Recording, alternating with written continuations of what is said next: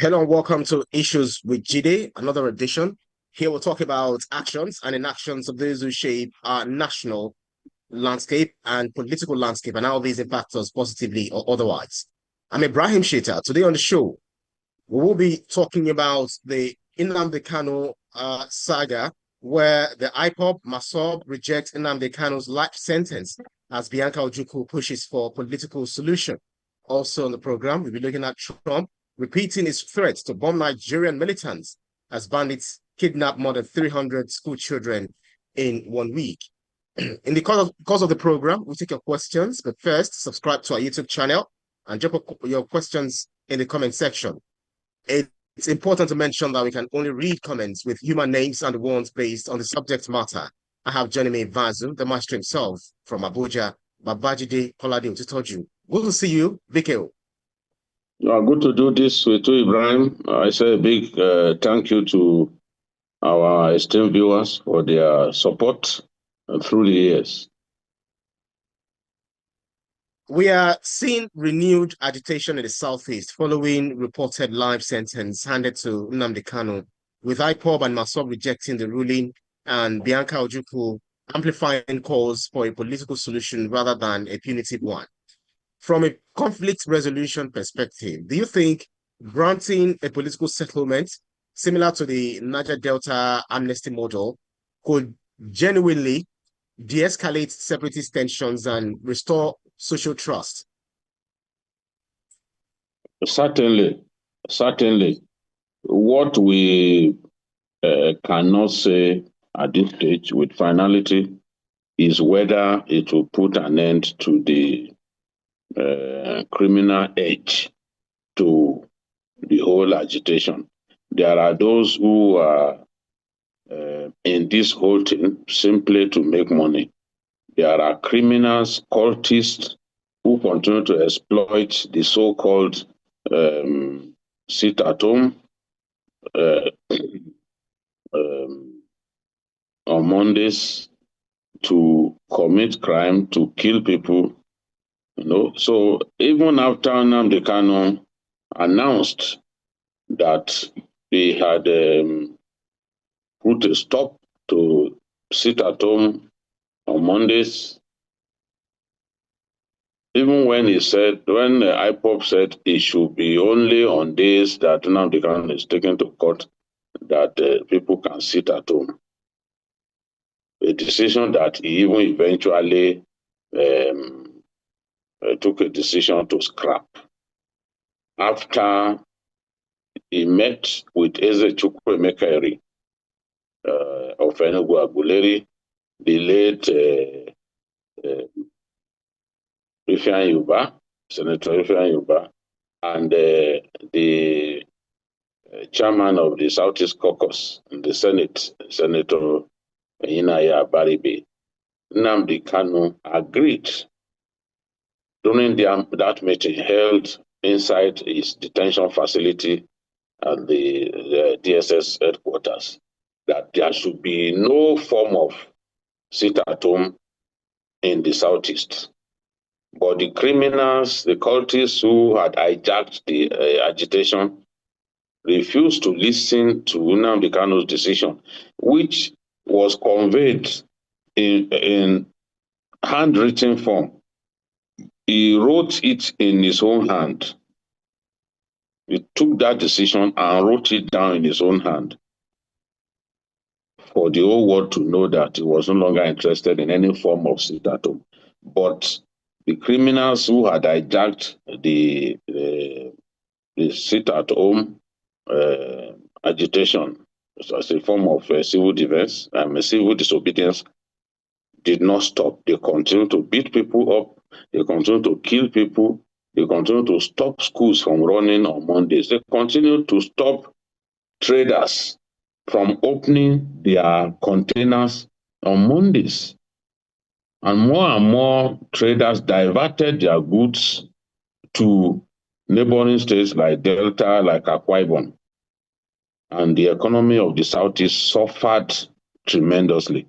So if, in spite of Nnamdi Kanu, about whom the sit-at-home form of protest was instituted in the first place could not stop the criminals, the cultists who had hijacked the agitation from implementing the sit-at-home on Mondays, even after he announced that there should be no form of sit-at-home, whether on the days that he's taken to court or Mondays. Since he could not stop it, despite that he conveyed that decision in his own hand, no one can say with finality that even if we find a political solution and Nnamdi Kanu is released, that these people will still not continue to harass people, beat up people, kill policemen and soldiers on Mondays. So this is the thing. Once a struggle gets hijacked, this is what happened. The center will no longer hold, and no individual will be able to put an end to that form of protest, since it's been hijacked and there's no central authority governing the whole agitation, the whole process. That's why you saw that even Simon Ekpa and Nnamdi Kanu, they were not in agreement about sit-at-home and other forms of protest in the desire for self-determination in the Southeast. They went their different ways, and both men have now been convicted.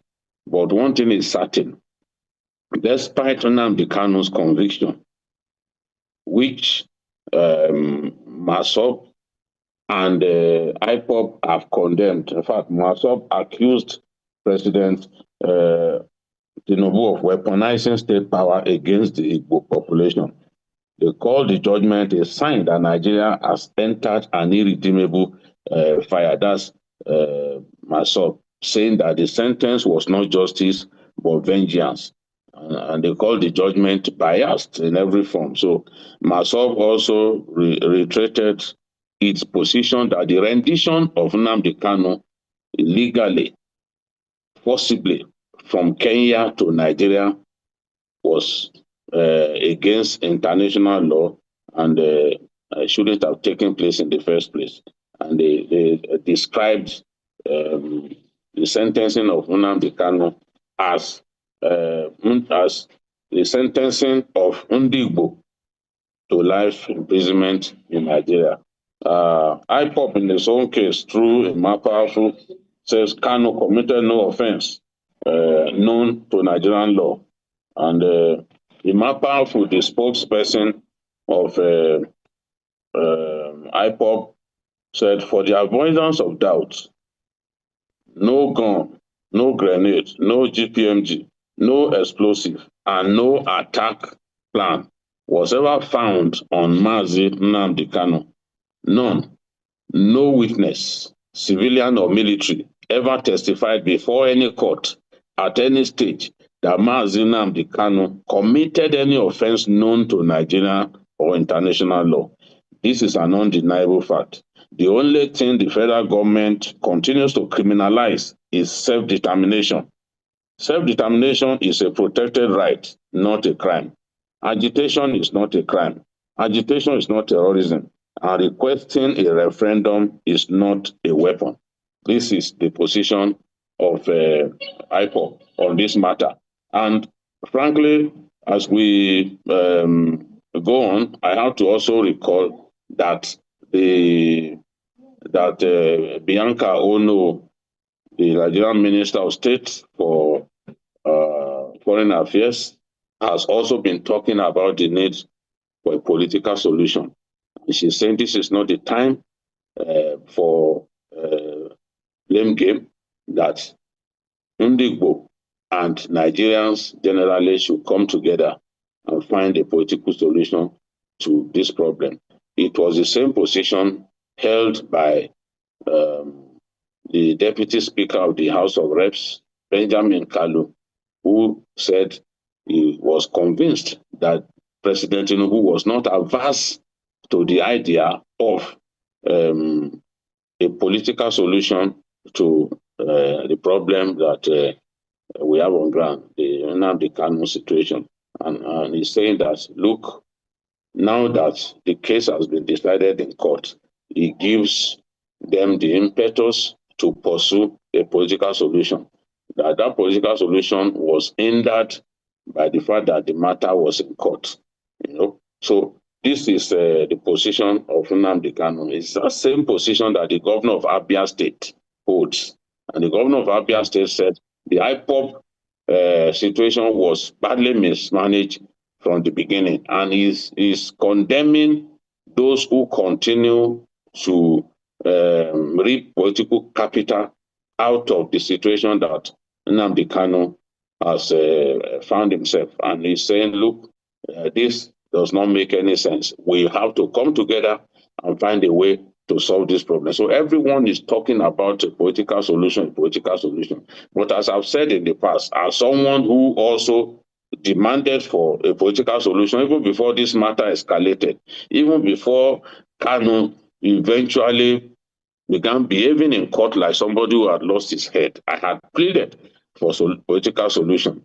But political solution has to rest on Nnamdi Kanu's conduct and his desire to agree to some conditions. People saying that there should be unconditional release for a person who was put on trial for terrorism and treason clearly do not know what they are talking about. There has to be a situation in which people sit down and then say, okay, if we are to agree on a political solution, government will need some firm guarantees. What are those firm guarantees? They have to be laid bare before Nnamdi Kanu's minders. And Nnamdi Kanu will then agree to some conditions like giving up armed struggle against our nation, giving up agitation for separation from Nigeria. If any state in the US, out of the 50 states of the US, even the very distant ones, states like Alaska, if they get up today to say they want to go, military will be called in. America will not agree to any of its federating states deciding to leave the Union. It will end in warfare. It will end in a big military campaign to stop them from leaving. Yeah. So that is the thing. And that is the position of Nigeria as well, that look, no part of Nigeria can live without being resisted. So this is the situation. There has to be some agreement reached on both sides before a political solution can happen. I'm not ruling out a political solution, but I also know that certain things must be put in place. And Nnamdi Kanu has to change his ways. He has to show that he is somebody who is ready to agree to certain conditions. Otherwise, nobody will simply allow him to walk free without agreeing to abide by certain conditions. I've not seen anywhere that this is done without some conditions being met. That's right. Now, security analysts actually warn that setting aside a court judgment for political diplomacy could embolden non-state actors nationwide to adopt violence as negotiation leverage. So do you think if government bows to political pressure in this case, does it risk normalizing armed agitation as a bargaining tactic for other groups? No, I disagree. In any case, armed agitation for maybe a separate state and all that is not even, it's not rampant in our country, it's not prevalent. So we have to first agree that even that of Nnamdi Kanu, it's just like, it's not like the order of the day. Yes, we had MASSOB, but MASSOB itself did not really did not last long. Yes, it didn't last long. It was just one way of drawing attention to the plight of the Igbos, to the marginalization of the Igbos in our country. So I do not believe that um, a political solution will lead to separatist group taking up arms and all that. And I've given examples in the past of um, a political solution in South Africa that help us to achieve peace between the ANC and the Encounter Freedom Party.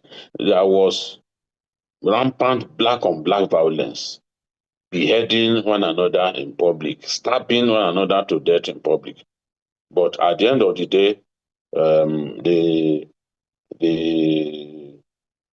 peace was achieved, power sharing happened, and everybody uh, was happy. But BPO, do you agree with those who allege double standard, especially with the Yoruba Nation agitation, the Sunday Igboho of this world, who, I don't know, probably took up arm, not maybe threatened to take up arm, and some other people from, outside of the country when Igboho was arrested under the Buhari regime. So people said Igboho should have also been meted out. I mean, the same fate should have also been meted out to him. Do you agree with this argument? No, I do not agree because it did not go the extent to which Nnamdi Kanu went. Certainly not. It did not go to that extent. Yes, there were people were having meetings, agitating that the Yorubas should not be part of the country anymore. But there was nothing that Sunday Igboho did that came close to sit at home in the entire Southwest, that came close to killing soldiers, killing civilians, burning INEC buildings. No, there was nothing close to it. There was nothing close to it. Nothing. And That's right. That's right. That's right. yes, the Yeah, people carry on. should prove that that in terms of what happened, that there was a lot of similarity. He didn't go as far as Kanu. He didn't even come close to as far as Kanu went.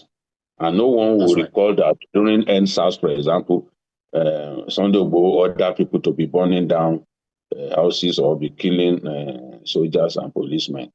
And That's he right. didn't set up a group that was banned. IPOB was declared a terrorist organization. That judgment was gazetted, and the rest is history. In short, this is a meaningless argument. They don't come close in terms of what both men did. That's right. That's right. Chidi Nwankwo says that until the federal government treats the Southeast like a stakeholder and not a security threat, peace will remain a fantasy. A political solution is not weakness, it is wisdom. Rashida Ghana from Abuja says you cannot pardon someone who encouraged violence and expect law and order. Today it's IPOB. Tomorrow another group will take up arms to negotiate power. Kashmir Udechukwu says Bianca Ojukwu is right. This issue didn't start with Kanu and won't end with a prison sentence. The entire political structure needs reconciliation, not ego battles. Adams Otukba says, let the courts work. Let the courts work. Once you throw out a judgment for political convenience, you kill the judiciary forever. Timothy Adeye says, government needs to identify who actually controls the mobs. Right now, there is a disconnect. IPOP says one thing, the enforcers on the street do another. Who are we negotiating with? Ngozi Iziala says the Biafra war trauma is still fresh for many families. Maybe that explains why any form of suppression only fuels the agitation instead of silencing it. And Rajima, no, the like of Nnamdi Kanu, we have them on our YouTube comment section, throwing invectives. This is what Nnamdi Kanu has bequeathed to some to some guys, and they can never change, even though people ask for his freedom. This is clear.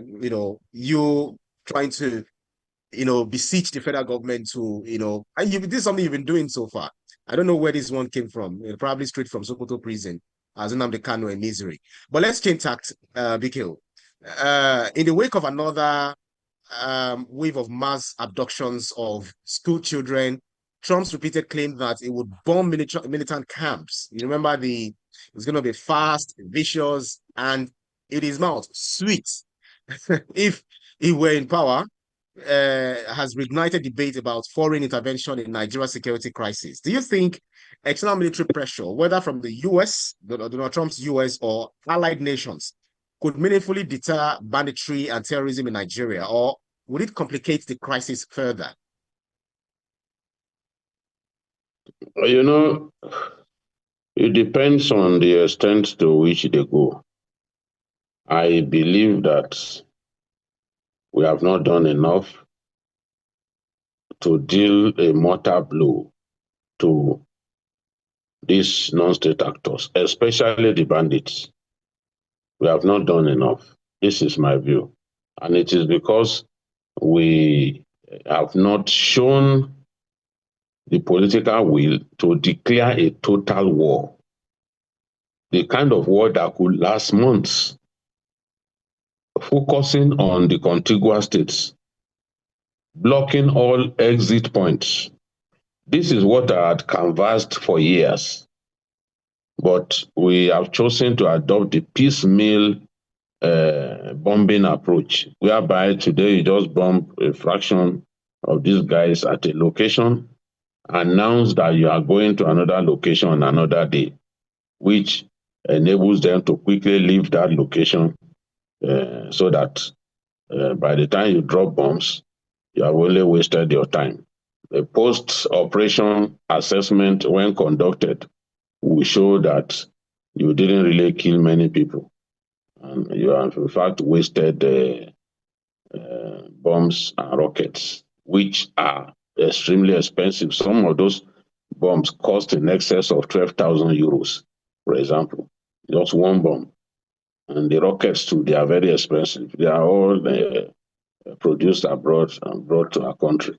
So, for me, I do not want to see foreign troops, a foreign air force, drop bombs on my country. What I've always wanted is for us to benefit from partnership with these people, let them help us. Kuwait did not push Iraqi troops out of his country all by itself.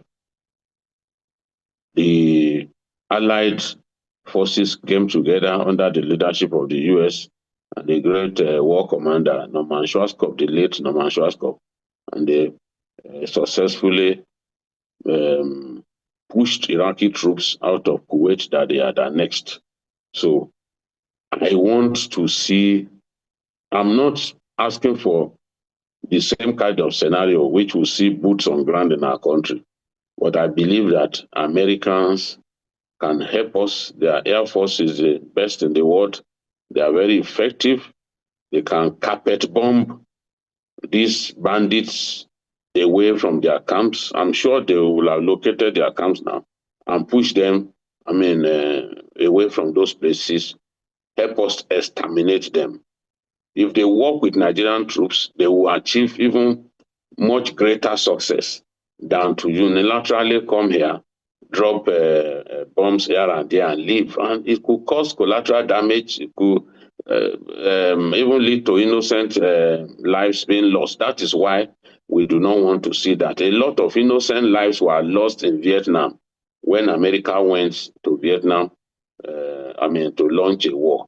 In those days, B-52 bombers flying at high altitude, dropping bombs.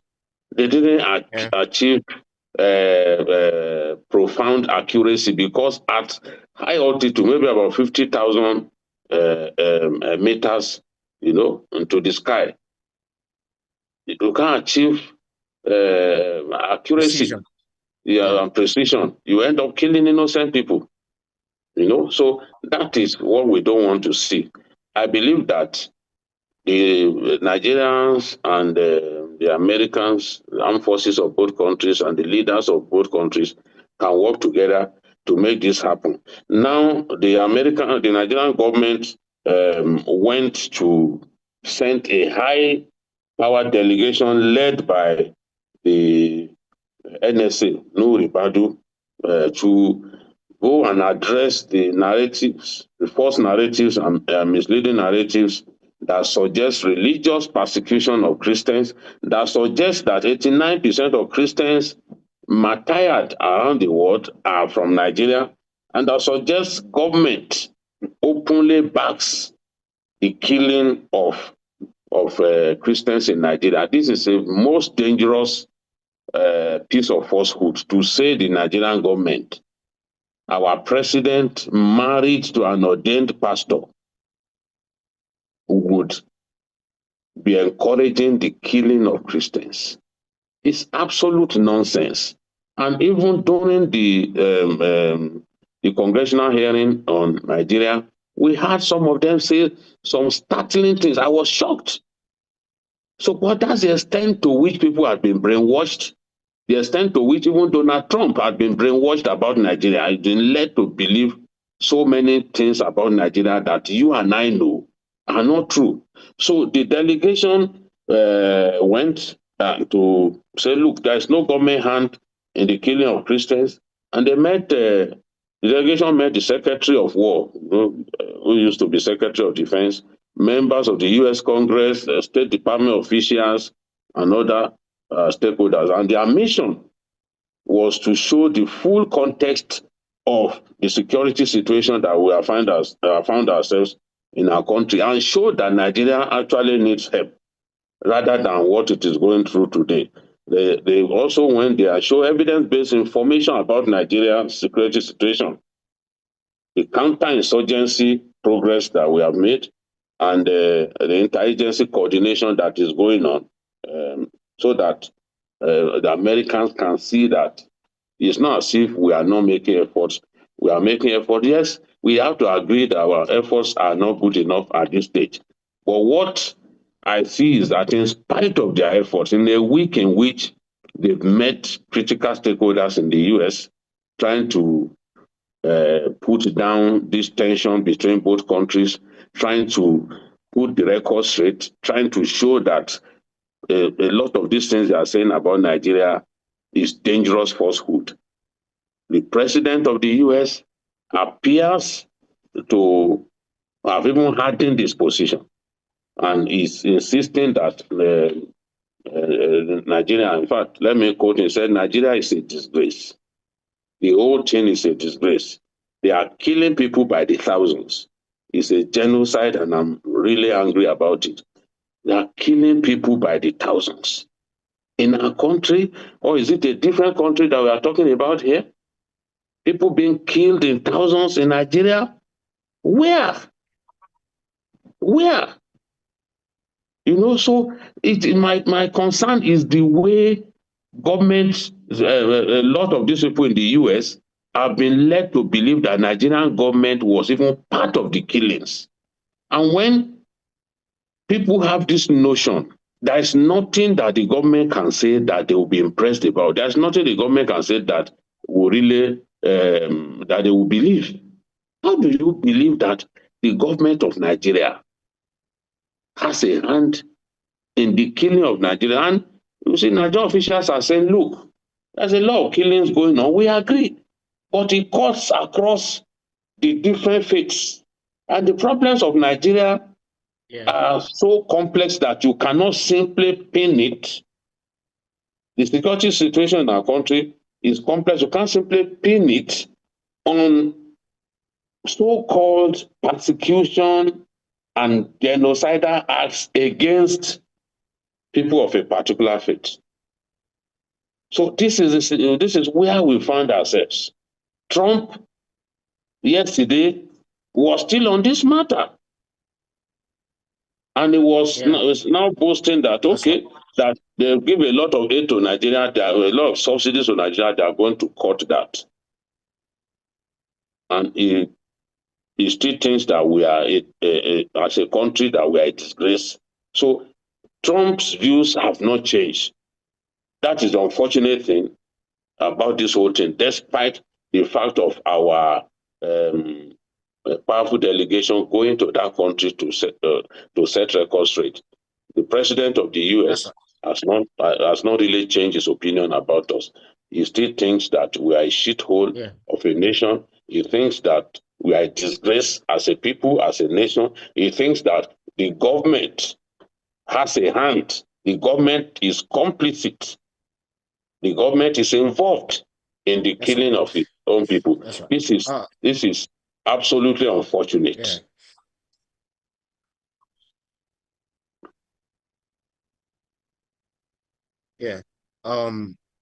Mikhail, look, let me take one comment or two or three.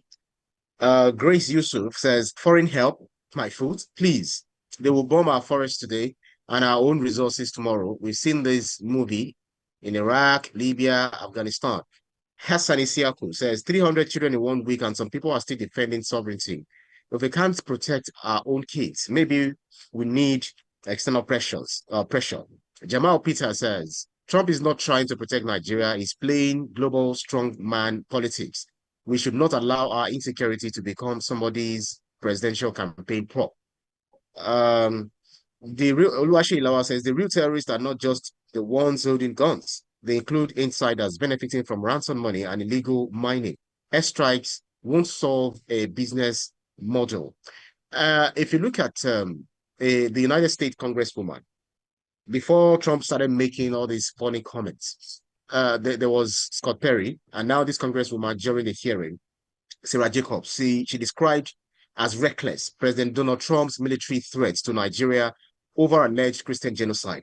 Excuse me. According to her, pinning Nigeria's violence solely on religious conflict fails to capture the full picture. And this is making allusion to what one Nigerian, by a scholar who was at the hearing, Ugo something, when she said that the American government is oversimplifying this by, saying that it's Christian genocide, whereas so many people are being killed.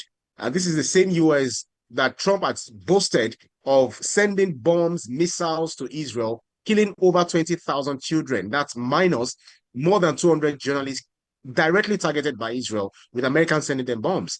How do you react to this double standard and the level of hypocrisy by the US government over the Nigerian situation? Yes, it's real double standard. America continues to harm Israel to threaten its neighbors. Yes, it was unfortunate that Hamas killed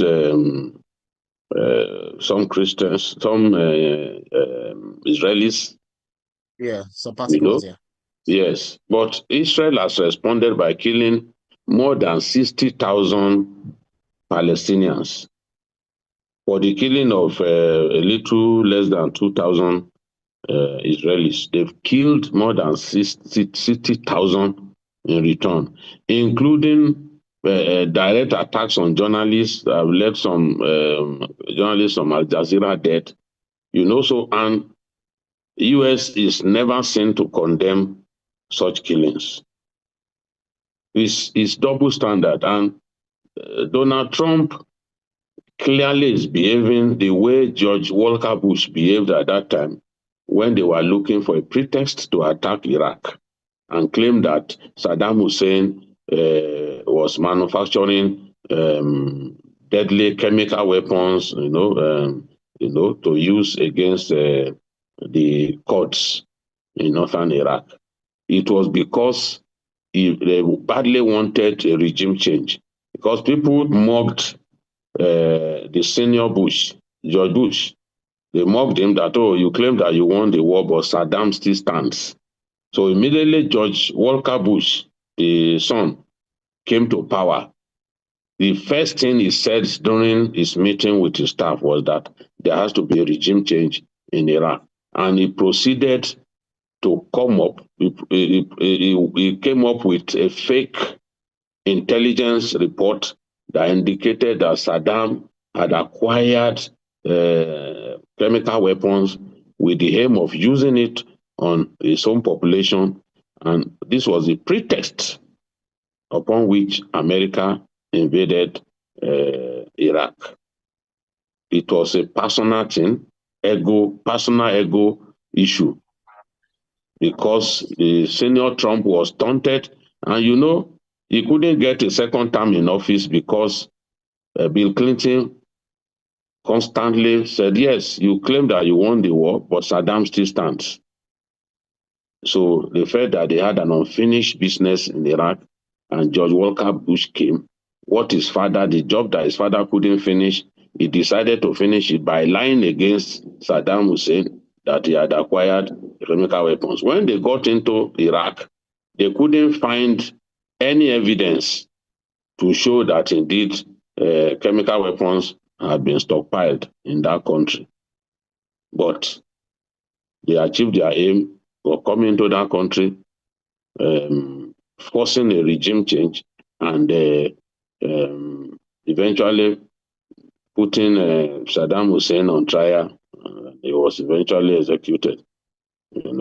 So it is similar to what's going on in our country, what America is trying to do with our country. These narratives are false.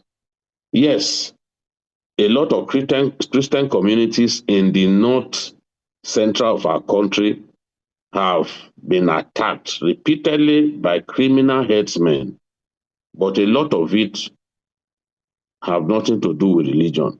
In fact, a lot of the criminal headsmen that you see do not belong to any faith. They are animists. Find out. A lot of them are animists. They don't worship God. They are not Christians. They are not Muslim. So to say that they are like jihadists, to say that bandits are jihadists, is absolutely meaningless. The bandits who operate in those areas, they don't do it because of religion. They don't do it because of religion. And we've seen bandits kill hundreds of people who are Muslim. I remember the day in 2014 or so, the day one day when President Jonathan went to campaign in Katsina State, more than 120 people were killed by bandits in one day, in one community. Apparently, they came to avenge the killing by vigilantes of some of their men. The same thing happened in Gobir, in Sokoto State, roughly almost 2 years ago, where they flattened the community. They flattened the community because vigilantes attacked their men. So they are ready to kill hundreds, whether they are Muslim or not. They don't care. They don't care. It's a classic battle between herdsmen and farmers. There's a real conflict that leading to loss of lives, and it has nothing to do with religion. I'm not saying everything is totally unrelated to religion, but an overwhelming majority of the cases that we've had, both in the North Central and the Northwest, where a lot of these killings take place, and even in the Northeast, where Boko Haram's killing campaign is going on, has nothing to do with religion. They went to Gaza the other day to kill people. Who are the people killed? Largely Muslim. Yeah. Because Borno State is overwhelmingly Muslim. And in Borno State alone, the Boko Haram must have killed more than 20,000 people over the years. And more than 95% of such people are not even Christians. Apart from a few local government in southern Borno. Borno is overwhelmingly Muslim. Yeah. So this is what they do not tell some of these people. Those who are at war against our country are trying to cause so much problem by lying against our country, promoting the very dangerous propaganda that is capable of even dividing us as a people. Unfortunately, before we started the program, I saw on Instagram on one of the Muslim Islamic pages on Instagram of the Amir. Amir is the leader of MSSN, Muslim Student Association of Nigeria, was said to have been kidnapped in Kebbi and was killed afterwards, and that happened earlier today. So that's also an example. And people are arguing, they are fighting that. I mean, yeah, they were angry rather that this would not make the blogs, this will not make the news. You know, it's just like there's this selective, like blaming journalists for not reporting when we have attacks. The attack in Casina, where about 58 people were killed, you know, just a few months ago, didn't make In the the front mosque, page. And in a mosque, when it happens, in a exactly, no, it didn't but make the of front course, page. And no, when bandits attacked the mosque in Katsina and killed about 50 people. Of course, it made front page, and even the presidency was outraged. So these things happen. Mosques are attacked in Niger, in Katsina, and innocent Muslims who are there for prayers get killed. So it is irresponsible to promote the notion that, oh, killings in our country are largely, most Christians are the largely the victims of killings in Nakon. It depends on where it happens. Where it happens in the northwest, that is predominantly yeah, Muslim. Where it happens in Katsina, in Zamfara, in even some parts of Kaduna, you can be sure that the majority of the people killed, 99% of them will be Muslim. Where it happens in Borno State, you can be sure that majority of the people killed, an overwhelming majority will be Muslim. So it all depends on where the violence takes place. that's right. This is the fact that they are not addressing because That's they right. know little or nothing about our country. Whatever they are saying are things that they harvested from social media and what they hear some irresponsible and unpatriotic analysts on TV talk about. And a lot of them are happy now because this thing has been politicized, is now weaponized by politicians who are desperate to seize power, and they are looking for I Trump hope the to chicken will not assist come up them too. to achieve their Yeah. aim of regime change. That is why the chairman of a party can be calling on Yeah. Trump to come and save Yeah. democracy in our country. Very, very responsible thing to do. Trump that has not done anything to promote democracy in South Africa. I mean, in Saudi Arabia. In Saudi Arabia. That's it. That's it below the belt blow. Like he gave Trump and his cohorts. Yusuf Maruf says Kano has to go to prison because it will serve as an example for those behaving like untrained. No, I won't say that on air. Uh, Nelson Adufe says, BKO, I'm congratulating Nigerians for justice served in case of Kanu and for those souls which were lost deserves it. Um, Nelson Adefe also saying that BKO, I believe if it would cost US troops to have boots on Nigerian soil, it should be with coordination of Nigerian trusted troops, not just that US should start dropping troops in Nigeria. Okay, too many comments here. People are just fighting. Samuel Sila says, I'm from Borno State, and Christians in Borno are many. Aren't those Chibok girls kidnapped Christians? Yeah, BKO has actually said the same thing. Okay, because we're out of time, I don't know whether you permit me to just okay, yeah, because you need to wrap. So Nnamdi Kanu on one side and Trump on the other side. In fact, some people have even said America's interest in Nigeria is not even about Christians, because if it's about Christians, why is it that Trump, as you said, has not even increased their what's it called, their condition? Look at Venezuela. He has killed several people. Some of them now turn out to be fishermen, claiming that they were drug pushers. And it did not even allow Christians in Nigeria, it did not open up borders to them. I mean, for them to come into the United States. This is the same Trump who, this is the same United States who are interested in mineral resources, because some people say we did not allow them to bring in Venezuelan refugees to Nigeria. We are joining BRICS, doing business. We are doing realignment, and that is making a whole lot of problem for the US. That's why during the Congress, they were talking about relationship with Nigeria. Is Nigeria ready for a relationship and all of that? So much so that they said the Christians they want to save in Nigeria are the iron ore, the cobalt, the rare earth, the oil, etc. Your final thoughts on this, Mikil? Yes, of course. I think that our president has also not kowtowed to him. Bullies want to be respected, want to be treated as special people. Trump is a global bully, and our president has not shown since he got into office that he could not do anything without Trump. He has put Trump at arm's length, and he has not shown Trump that he is important.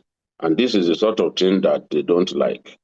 This same Trump went to accused the South African president wrongly, bringing pictures from Congo and trying to argue that those pictures were emanated from South Africa. You know, so if you lied against South Africa, you are lying against Nigeria now. People should be able to see through this. And it's not everything that emanates from Trump or from America that is gospel truth. We have seen that in the way they treated Iraq. They lied against Iraq. They lied against the president of South Africa and the South African people. Now they've lied against Nigeria by saying 89% of Christians killed globally are from Nigeria, and that they are killing people in thousands. Where are people being killed in thousands in our country? In thousands far. So this is the thing. People should understand that the Americans are mischievous. I appreciate a few of them who stood up to Trump and his people who have a horrific agenda against our country. They set the record straight. They told the truth. But it will seem that they are in the minority, and Trump and his people continue to attack our nation, treat us with disdain, just because we are trying to build new alliances. We are reaching out to China. We are joining BRICS rather than treat America as a big business partner. So things are changing, and Trump doesn't seem to like that. For Trump, it is my way or the highway. And we just need to continue to speak the truth to them and hope that there will be no need to send American troops to our country as he has threatened to do. Right. We can only say that may the truth defeat the imposters and the liars, whether US or from within Nigeria. That's our show for today's edition of Issues with Jide. Special thanks to you, Babajide Kolade Utitoji, for those insightful analyses as always. Thank you, Brian. Thank you. It's probably one of the longest, if not the longest, show that we've had. Quite an interesting topic. Yes. Yes. All right. So Nigeria prevail. Well, amen. Amen. And thanks to our audience for keeping our company on every edition. You can see the program again anytime by subscribing to our YouTube channel. Click on the subscribe button, TVC News Nigeria. Click on the subscribe button to get the latest information. You can also follow us on our social media platforms at TVC News G. I'm also at Ibrahim_Shita. On behalf of the rest of the team, I'm Ibrahim Shita. See you again next edition. Bye for now.